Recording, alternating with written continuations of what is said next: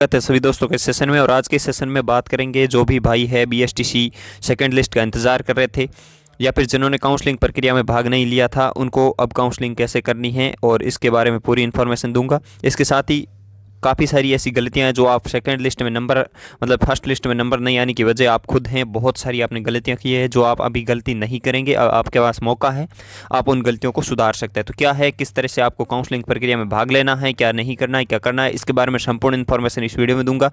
इसके साथ ही cut off का वीडियो आज शाम तक आ जाएगा। जो भी सेकंड लिस्ट के आने तक कट ऑफ क्या रहेगी और जो नई सीटें ऐड हुई है, नई कॉलेज ऐड हुई है, उसके बाद क्या कट ऑफ रहने की संभावना रहेगी, इस पर भी शाम तक एक वीडियो आ जाएगा। तो इस वीडियो को ज़्यादा से ज़्यादा शेयर करिएगा, सब्सक्राइब करिएगा चैनल को और लाइक करिएगा इस वीडियो को। चलिएगा सेशन को शुरू करते हैं और संपूर्ण इन्फॉर्मेशन इस वीडियो में दूंगा।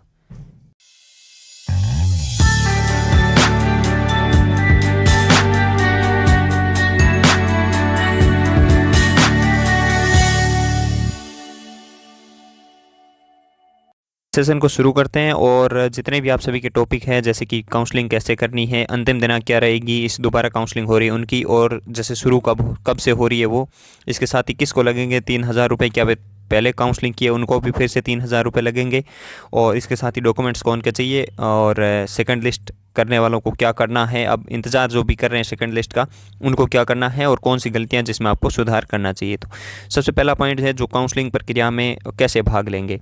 तो जैसे कि पिछले काउंसलिंग प्रक्रिया में भाग ले चुके हैं उनको तो पता ही है, और जिन भाइयों ने काउंसलिंग प्रक्रिया में भाग नहीं लिया है उनको 20 तारीख से ये काउंसलिंग प्रक्रिया शुरू हो रही है। कितनी तारीख से? 20 तारीख से। 20 से लेकर 30 तारीख तक आपकी काउंसलिंग प्रक्रिया चलेगी। आपको 20 तारीख को जहाँ तक कोशिश करिए नज़दीकी मित्र पर जाकर अपनी काउंसलिंग प्रक्रिया में भाग ले सकते हैं। जिसने अभी तक काउंसलिंग प्रक्रिया में भाग नहीं लिया है उनको 3,000 रुपये पे करके काउंसलिंग प्रक्रिया में भाग ले लेना, जिसमें कि आप ऑल राजस्थान भी सेलेक्ट करेंगे और बहुत सारी ऐसी कॉलेजें हैं जो आपको सेलेक्ट करनी है, वो चीज़ें करनी है। लेकिन आगे इस वीडियो को अंत तक ज़रूर देखना, जहाँ मैं आपको बता दूँ कि किसको कितनी कॉलेजें सेलेक्ट करनी है। ठीक है, वो आपका प्रक्रिया मित्र पर जाकर 20 से लेकर 30 तारीख के बीच में कर सकते हैं। नेक्स्ट पॉइंट ये है कि अंतिम दिनांक मैं इसमें भी बता चुका हूँ पहले भी, 30 तारीख है और शुरू हो रही है आपके 20 से, यानी कि 20 दिसंबर से लेकर 30 दिसंबर के मध्य आपको ये कार्य करना पड़ेगा। आपको काउंसलिंग प्रक्रिया में भाग लेना होगा, ये चीज़ आपको ध्यान रखनी है। ठीक है, एक जो किसको लगेंगे 3,000 रुपये, ये 3,000 रुपये किन को लगेंगे, इसको लेकर बहुत सारे भाइयों के जो डाउट है तो बता दूं, 3,000 रुपये उन्हीं को ही लगेंगे जिन्होंने अभी तक काउंसलिंग प्रक्रिया में भाग नहीं लिया था। जो पीछे काउंसलिंग हुई थी उस टाइम जो L1 L2 के विवाद को देखते हुए उन्होंने सोचा कि शायद तक बीएड बीएसटीसी में शामिल हो जाएगी, तो फिर बीएसटीसी का करने का कोई उद्देश्य नहीं रहेगा। इस वजह से जिन्होंने 3,000 रुपये पहले पे नहीं किए हैं उन्हीं को दोबारा करना है। जिन्होंने कर दिया है और जो सेकेंड लिस्ट का इंतज़ार कर रहे हैं उनको 3,000 रुपये फिर से पे नहीं करने हैं। उनको क्या करना है वो भी आप बताने वाला हूँ। ठीक है, उनको फिर से पे नहीं करना है, जिसने अभी तक पे नहीं किए हैं उनको ही पे करने हैं। ठीक है, ये चीज़ है। एक डॉक्यूमेंट्स को लेकर, डॉक्यूमेंट्स अभी अगर आप काउंसलिंग प्रक्रिया में भाग ले रहे तो अभी आपके डॉक्यूमेंट्स की ज़रूरत नहीं होती है, लेकिन जब आपको कॉलेज अलॉट हो जाएगी तब आपके पास 4 डॉक्यूमेंट्स होना अनिवार्य है। एक तो 10th की मार्कशीट, एक 12th की मार्कशीट, एक आपका मूल निवास और एक जाति प्रमाण पत्र। अगर आप जनरल कैटेगरी से हैं तो जाति प्रमाण पत्र की आवश्यकता नहीं होगी। अगर आप अदर कैटेगरी से आते हैं तो आपका जाति प्रमाण पत्र, अगर आप EWS हो आपके पास EWS सर्टिफिकेट, और अगर आप विकलांग कोटे से, विधवा कोटे से या फिर आप जो भी अन्य कैटेगरी आती है उनसे है तो उनका सर्टिफिकेट आपके पास होना ही चाहिए। ये चीज़ आपको ध्यान रखनी है। ठीक है, एक चीज़ जो सेकंड लिस्ट का इंतज़ार करने वाले हैं उनको क्या करना है, विशेष रूप से ध्यान रखिएगा। जो सेकंड लिस्ट का इंतज़ार कर रहे हैं जिनको अभी तक कॉलेज अलॉट नहीं हुई है उनके लिए बता दूं, उनको 3,000 रुपये फिर से पे नहीं करने पड़ेंगे। ये चीज़ क्लियर कर लेना। ठीक है, डॉक्यूमेंट्स आपके अपलोड हो चुके हैं, सब कुछ जो भी आपने काउंसलिंग प्रक्रिया में भाग लिया था वो आपका काम हो चुका है। अब आपको क्या करना है, जैसे ये 20 तारीख होगी आपका जो काउंसलिंग प्रक्रिया का जो आपने लॉक किया था बटन, यानी कि जितनी किसी ने 10 कॉलेजें सेलेक्ट करके लॉक कर दिया था, किसी ने 2 ज़िले सेलेक्ट करके लॉक कर दिया था, किसी ने 5 कॉलेज सेलेक्ट करके लॉक कर दिया, उनका अब क्या होगा, यहाँ से अनलॉक हो जाएगा 20 तारीख से लेकर 30 तारीख तक। उसमें आपको क्या करना है, जिनको कॉलेज अलॉट नहीं हुई है वो ध्यान रखिएगा, फिर से काउंसलिंग प्रक्रिया में भाग लेगा जो सेकंड लिस्ट का इंतज़ार कर रहे हैं। कौन लेगा?